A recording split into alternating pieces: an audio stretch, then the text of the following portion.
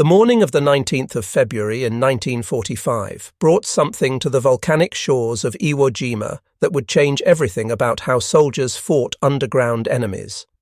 When the fifth group of landing vessels disgorged their contents onto what the Americans designated as Green Beach, among the equipment coming ashore were 8 specially modified Sherman tanks that looked different from their standard counterparts.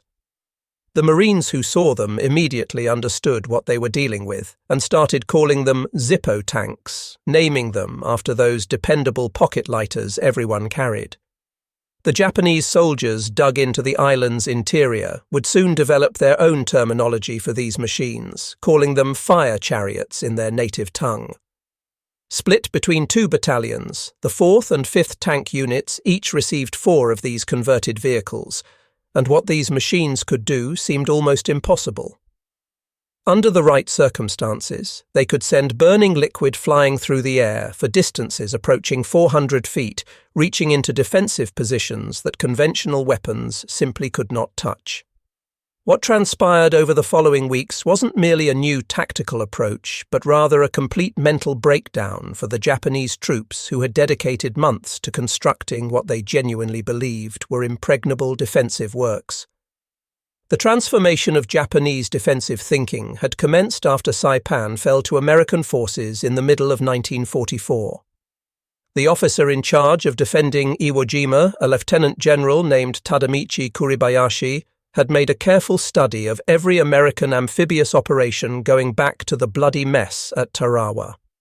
His analysis led him to a conclusion that went against everything the Japanese military had practiced for the previous 3 years of warfare. He understood that trying to stop the Americans at the waterline was futile. Deep beneath the surface, 75 feet down in his command facility, Kuribayashi had composed his primary defensive directive on the first day of December in 1944. His instructions were clear and radical. His men would not contest the landings at the shore. They would permit the enemy to come inland. They would draw the Americans toward prepared positions that the invaders could not assault effectively. The numbers told a story that Kuribayashi understood better than most. At Tarawa, roughly 4,500 Japanese defenders had perished in just over 3 days of direct fighting. At Saipan, 30,000 men had been killed in less than 4 weeks when they attempted mobile defensive operations. But here, on this miserable volcanic rock, Kuribayashi commanded 21,000 soldiers concealed within an extensive tunnel network stretching 11 miles and linking something close to 1,500 artificially constructed caves and reinforced positions. The construction work alone had consumed a quarter of his entire garrison, putting around 5,250 men to work under conditions that tested human endurance. The temperature inside the tunnels climbed to between 30 and 50 degrees on the Celsius scale, which translated to between 86 and 100 degrees Fahrenheit, 122 degrees Fahrenheit, and the volcanic gases were so toxic that workers could only dig for 5 minutes at a stretch before needing relief. The chambers they excavated varied enormously in size. Some were tiny positions meant for 3 or 4 riflemen, while others were massive spaces capable of holding 300 to 400 men. Kuribayashi's personal command complex featured 150 meters of interconnected passages. Mount Suribachi alone contained 7 distinct levels of subterranean fortifications. The Japanese had poured concrete into 800 separate pillboxes, some with walls reaching 4 feet in thickness. They had learned from observing 3 years of American assault methods. They knew all about flamethrowers, those portable M1 and M2 units that could shoot flame out to 40 or 60 feet. They had designed their cave systems with this knowledge in mind, building entrance tunnels that extended 100 feet or more before reaching the actual living spaces. They knew about demolition charges and had done the mathematics showing that the volcanic rock could absorb anything that infantry soldiers could physically carry to the target. What the Japanese had constructed represented the most advanced defensive engineering that military specialists had seen in the entire global conflict. 21,000 men had effectively vanished into an island measuring 8 square miles. but all their calculations had accounted for every weapon in the American arsenal except for one that had been developed in secret, a main battle tank capable of projecting liquid fire at ranges they thought were physically impossible. The weapon that would ultimately crack open Iwo Jima's cave defences had its origins in desperation during fighting in the Marshall Islands over a year earlier. On the 1st of February in 1944, Marine tanks attacking the islands of Roy and Namur had run into Japanese bunkers that could take direct hits from 75mm guns and keep functioning.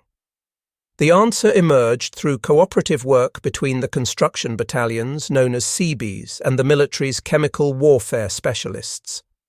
According to the Navy's official documentation, teams working at Pearl Harbor's shipyard facilities started converting damaged Sherman tanks into flame-throwing platforms. The military gave it a technical designation that was typically bureaucratic, identifying it as equipment developed specifically for Pacific combat operations. The engineering specifications, all carefully documented in Navy records, showed just how revolutionary this weapon system truly was. The standard main gun got replaced with a naval flame projection device. The system ran on compressed gas, providing 300 pounds of pressure per square inch and could maintain continuous flame discharge for nearly a minute, somewhere between 55 and 80 seconds. The fuel mixture combined gasoline with a thickening agent called napalm, which was actually aluminum salts derived from specific acids, developed in 1942 by a research team at Harvard, led by a chemist named Louis Fieser. Initial testing conducted at Schofield Barracks during March of 1944 proved that under ideal conditions, the flame stream could reach out to 400 feet, though in actual combat, the effective range typically settled somewhere between 150 and 200 yards. The flame projector could deliver what observers described as a solid rod of fire that could be swept across target areas with horrible effectiveness. During the testing phase, observers made a crucial discovery about what happened when thickened gasoline entered cave systems. The burning liquid would flow through tunnel networks, following gravity-down passages and around corners, continuing to burn at temperatures reaching 2,000 degrees on the Fahrenheit scale while simultaneously consuming every bit of available oxygen. On the 21st of February in 1945, 2 days after the initial landing at 2:30 in the afternoon, the first combat use of these flame tanks took place on the eastern side of Mount Suribachi. Marine casualties had been climbing steadily as hidden Japanese positions kept pouring fire onto the advancing infantry. Traditional assault methods were proving extremely expensive in lives.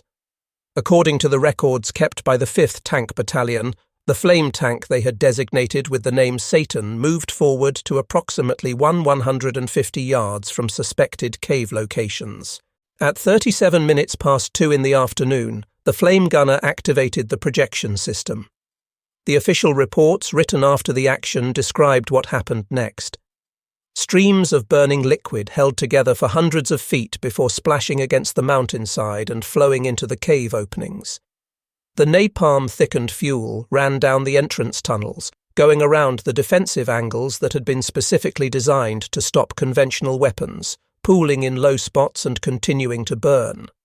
The Japanese defensive manual that was captured after the battle had devoted only a single paragraph to flame weapons, operating under the assumption that portable flamethrowers had ranges of 20 meters and fuel supplies that limited attacks to 8 or 10 seconds.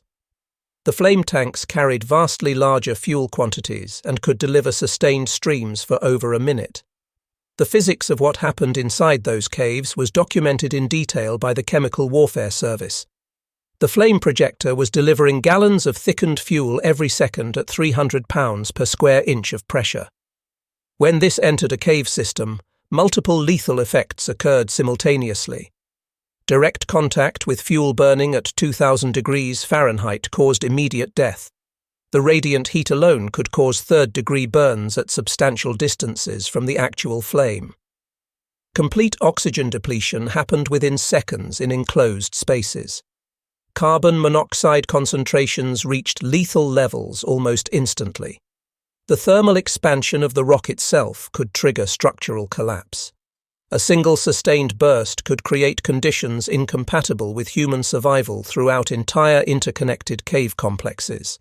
The 43rd Chemical Laboratory Company, which had perfected the stabilized fuel mixture in June of 1945, documented that the thickened fuel would stick to surfaces and keep burning for extended periods, making it impossible to reoccupy positions.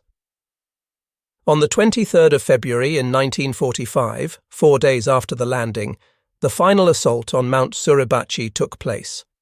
The battalion commander leading the 2nd Battalion of the 28th Marine Regiment received flame tank support for the final clearing of defensive positions around the summit.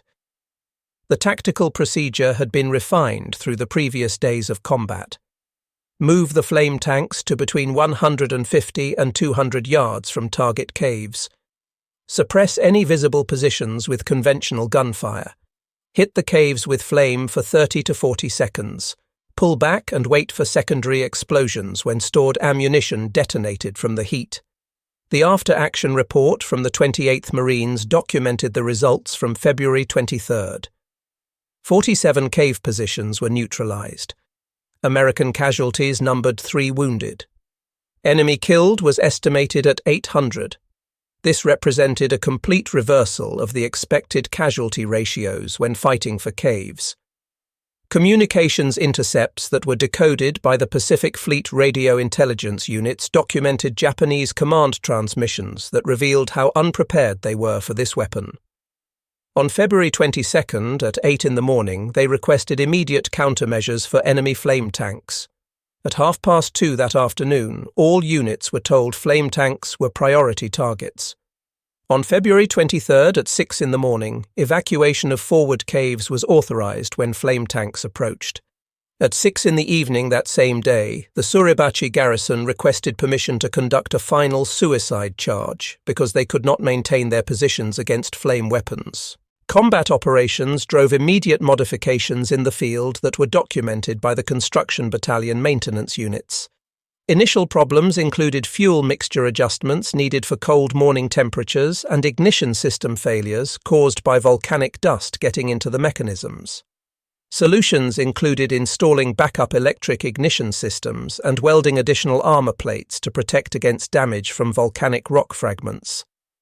Within days, the tank crews discovered that mixing diesel fuel with the napalm gasoline created thicker smoke that helped penetration into ventilation systems. They developed a technique they called splash targeting, deliberately overshooting cave mouths so the burning fuel would run down cliff faces into hidden entrances. A Japanese officer named Baron Takichi Nishi, commanding the 26th Tank Regiment, attempted to counter the flame tanks using his remaining Type 97 tanks. The engagement on February 24th lasted only minutes. 3 Japanese tanks were destroyed without damaging any American vehicles. Nishi himself died in a cave somewhere in the northern part of the island, according to Japanese documentation recovered after the war ended. On the 26th of February in 1945, the assault on the terrain features designated as Hills 382 and 362A demonstrated what flame tanks could accomplish against interconnected bunker systems. The defensive complex beneath Hill 382, according to captured Japanese engineering documents, featured multiple tunnel levels connecting dozens of positions. Marine Corps records described the assault beginning at 6:30 in the morning. Flame tanks targeted ventilation shafts rather than cave mouths, allowing gravity to distribute fire throughout the entire complex. Official reports noted smoke emerging from dozens of previously unknown exits, effectively creating a map of the tunnel system. The intelligence section of the 3rd Marine Division reported that captured Japanese soldiers were using terms that translated to demon weapon and dragon's breath when describing the flame tanks. The 216 prisoners taken during the entire battle represented the first significant number of Japanese surrenders in the Pacific War. Interrogations conducted after the war revealed that many had surrendered specifically to avoid death by burning. Captured Japanese documents indicated that entire units were abandoning prepared positions when they received reports of approaching flame tanks. This represented a complete breakdown of the warrior code that had sustained Japanese resistance through previous battles. On the 2nd of March in 1945, the battle for the 2nd Airfield at Motoyama saw systematic employment of flame tanks. Japanese forces had constructed 280 interconnected strongpoints around the airfield according to captured defensive plans. The battalion commander leading the 3rd Battalion of the 25th Marines documented in his operations order that conventional reduction of the airfield defences would cost an estimated 1,000 or more casualties. Flame tanks would execute preparatory reduction before any infantry advance. Marine Corps records show the systematic reduction proceeded grid by grid. Multiple positions were found abandoned before assault forces even arrived. Supplies and personal effects remained behind, showing the speed of the Japanese evacuation. The operation demonstrated that Japanese forces were choosing self-preservation over death for the first time on this scale. On the 10th of March in 1945, operations introduced experimental seismic detection equipment operated by naval technical specialists. Using modified equipment originally designed for oil exploration, teams could detect underground tunnel systems and provide flame tank commanders with targeting data. The commanding general of the 3rd Marine Division, a major general named Graves Erskine, described this in his after-action report as three-dimensional warfare, fighting simultaneously above ground, on the surface, and underground. The combination of seismic detection and flame weapons proved devastatingly effective against deep tunnel complexes. By the 16th of March, flame tank operations had evolved significantly. While standard effective range remained 150 to 200 yards, crews had experimented with pressure and fuel modifications to extend range when circumstances required. Marine Tank Battalion records document various technical innovations developed during actual combat operations. The psychological impact of these weapons extended well beyond their actual physical capabilities. Japanese communications intercepted by radio intelligence units indicated widespread belief that American flame weapons had unlimited range, which contributed to the defensive collapse. Official Marine Corps records document the complete picture of flame tank operations on Iwo Jima. The operational period ran from February 19th to March 26th of 1945, covering 36 days. 8 flame tanks were deployed total, with 4 going to the 4th Tank Battalion and 4 to the 5th Tank Battalion. Daily fuel consumption ranged from 5,000 to 10,000 gallons during peak operations. Hundreds of cave positions were neutralized as documented in unit records. Japanese casualties from flame weapons numbered in the thousands, though exact figures could not be determined. Estimated Marine casualties prevented also numbered in the thousands based on calculations of what traditional assault methods would have cost. Comparative analysis showed that traditional cave assault required multiple infantry squads with 20 to 30% casualties expected for each position. Flame tank operations could neutralize multiple positions per hour with minimal friendly casualties. The success achieved at Iwo Jima influenced planning for Operation Downfall, which was the proposed invasion of the Japanese home islands.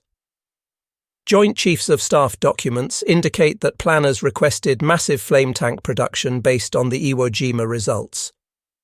The demonstration that cave defences could be systematically neutralized altered all the invasion calculations. Japanese military assessments documented in post-war interrogations conducted by the United States Strategic Bombing Survey showed that American flame weapons had negated their entire defensive strategy. Some Japanese military leaders testified that this reality influenced surrender considerations alongside the atomic weapons. A corporal named Herschel Woody Williams, who received the Medal of Honor for his actions on February 23 of 1945, provided one of the most detailed accounts of flame operations using portable equipment. Using a man-portable flamethrower, Williams eliminated multiple Japanese positions while riflemen provided covering fire. His citation notes that he neutralized one position after another, enabling Marine advances. Williams later provided testimony about the tactical importance of flame weapons.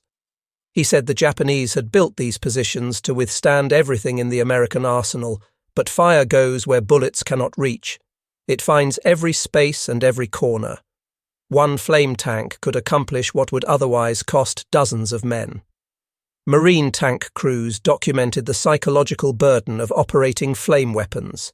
Studies conducted by the Veterans Administration after the war found that flame tank crewmen experienced combat stress at higher rates than other armoured units. The intimate nature of flame warfare, with visual and auditory awareness of enemy casualties, created unique psychological challenges. Captured Japanese documents and post-war interrogations revealed the complete inadequacy of their preparations for flame tank warfare. The Japanese had extensive experience with portable flamethrowers, but had not anticipated vehicle-mounted weapons with extended range and massive fuel capacity. General Kuribayashi's final message, transmitted before his death in late March, acknowledged that enemy flame tanks had neutralized their cave defenses. Positions requiring months to construct were being destroyed in minutes. American technology had overcome Japanese spirit. This message, intercepted by American radio intelligence, confirmed the decisive impact of flame weapons. Post-war testimony from the few Japanese survivors confirmed the terror these weapons inspired. One survivor, providing testimony to war crimes investigators, stated that soldiers who had faced death courageously in previous battles were fleeing from flame tanks. The weapons created a form of death that contradicted their concepts of honorable military service. The lessons from Iwo Jima were immediately applied to operations at Okinawa, which began on April 1st of 1945. Marine Corps records show expanded flame tank deployment with improved tactics based on Iwo Jima experience. The operations officer for the Japanese 32nd Army on Okinawa, a colonel named Hiromichi Yahara, had studied reports from Iwo Jima according to captured documents. His defensive preparations included water reservoirs in tunnel systems, extended tunnel lengths, and flame barriers, all of which proved ineffective against improved American flame tank tactics.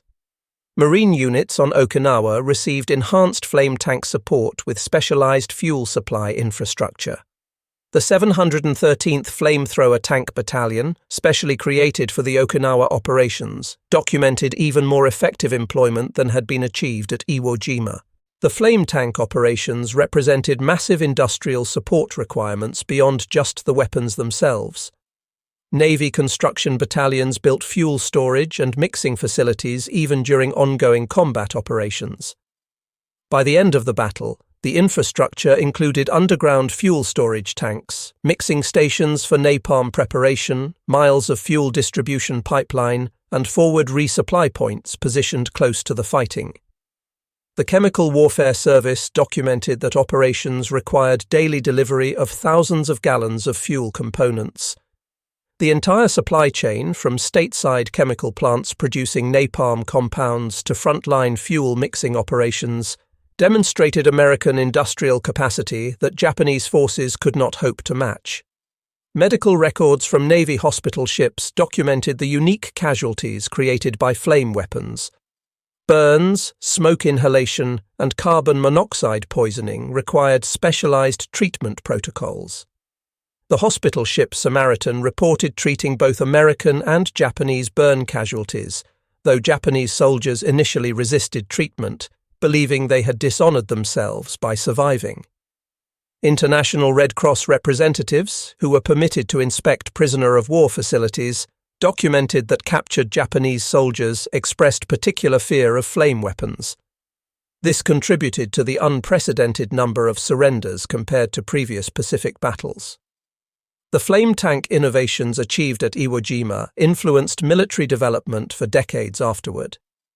Official military histories trace a direct lineage from these weapons to flame tanks used in the Korean conflict, flame weapons employed in Vietnam, and modern thermobaric weapons that operate on similar principles. The fundamental principle of using flowing burning liquid to clear enclosed spaces remains relevant to contemporary combat operations.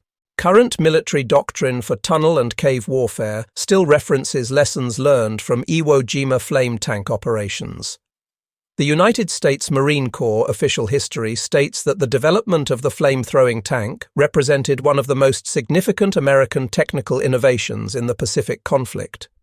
At Iwo Jima, these weapons proved decisive in reducing Japanese cave positions that would have cost thousands of Marine casualties using conventional tactics. The Commander-in-Chief of the Pacific Fleet, Admiral Chester Nimitz, noted in his official report that the flame-throwing tanks proved to be the most effective weapon for reducing Japanese cave defenses. Without these weapons, American casualties would have been infinitely greater. The commanding general of the Amphibious Corps, General Holland Smith, wrote that the 8 flame tanks on Iwo Jima were worth an entire battalion of infantry in terms of their capability to neutralize Japanese fortifications. They saved countless Marine lives.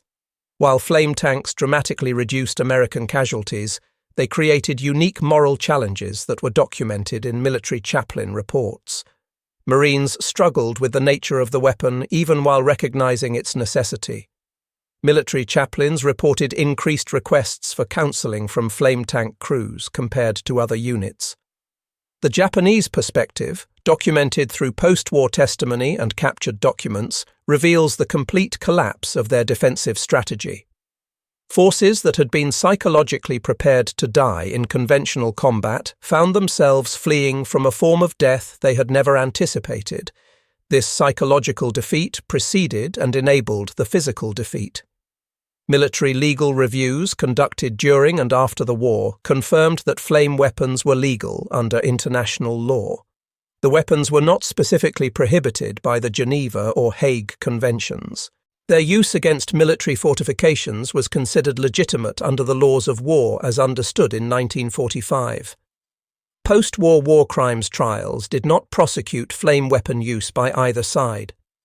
The weapons were considered a legitimate response to Japanese cave fortifications that could not be effectively reduced by other means without excessive casualties. The annual reunion and honor ceremonies held on Iwo Jima, beginning in 1970, have brought together American and Japanese veterans. These gatherings, documented by both governments, demonstrate reconciliation between former enemies. At the 40th anniversary reunion in 1985, Japanese and American veterans met at sites where flame tanks had been employed. Japanese survivors acknowledged the weapon's effectiveness, while Americans expressed respect for Japanese courage. These meetings, documented by military historians, show how former enemies found common ground in shared experience. The 75th anniversary reunion held in March of 2020 included only a handful of American veterans, highlighting the passing of this generation. Their final testimonies, recorded for historical preservation, emphasize both the necessity and the horror of flame warfare. The National Archives contains extensive documentation of flame tank operations at Iwo Jima, including tank battalion war diaries, after-action reports, and technical assessments that provide detailed operational records. Japanese documents captured after the battle and testimony from post-war interrogations confirm the weapon's impact.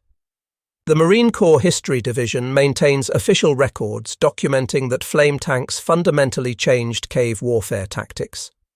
These weapons demonstrated that technological innovation could overcome defensive advantages that had cost thousands of casualties in previous operations.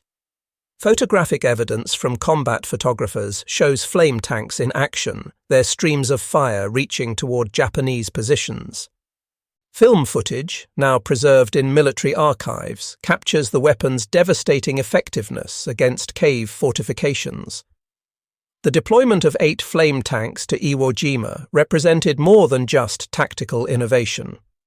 It demonstrated how industrial capacity and technological development could fundamentally alter combat dynamics.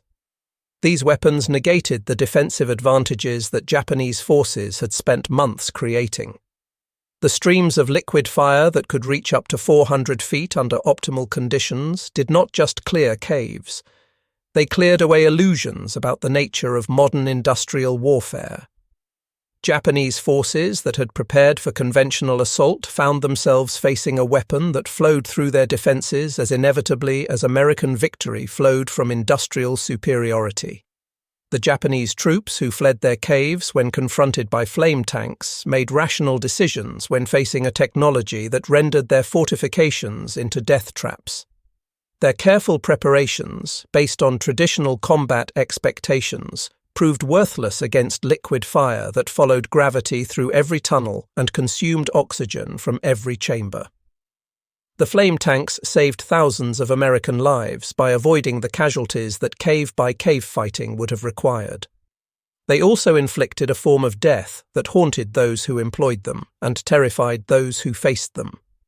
This duality, salvation for one side and horror for the other, defines their legacy. Military historians recognize the flame tanks at Iwo Jima as a decisive innovation that shortened the battle and reduced American casualties. The weapons demonstrated that in modern industrial warfare, technological superiority could overcome human courage and determination when the disparity became overwhelming. The 8 flame tanks deployed to Iwo Jima proved a fundamental truth of industrial age warfare. Victory belongs not necessarily to the brave, but to those with superior tools and the industrial capacity to employ them effectively. The Japanese defenders discovered that warrior spirit could not stop liquid fire, that courage could not overcome chemistry, and that determination meant nothing when flames flowed through tunnels like water seeking its level. The battle for Iwo Jima ended on March 26 of 1945, after 36 days of combat. Of approximately 21,000 Japanese defenders, roughly 20,000 died. Only 216 surrendered during the battle, which was unprecedented in Pacific War operations. American forces suffered 6,140 killed and 17,913 wounded, according to official casualty figures. Without flame tanks, these casualties would have been significantly higher. The transformation was complete, from faith in defensive fortifications to recognition that technology could negate any positional advantage.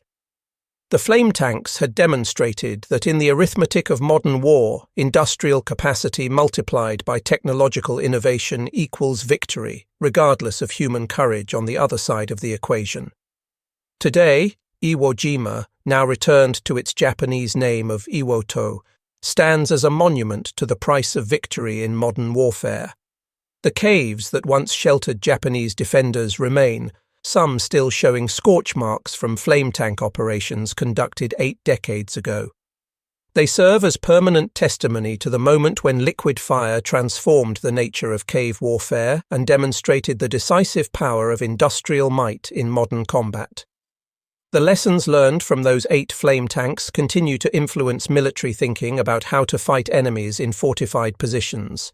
The weapon that the Marines nicknamed after a pocket lighter proved that sometimes the simplest concepts, fire-seeking enclosed spaces, become revolutionary when scaled up through industrial capability and delivered with mechanical precision.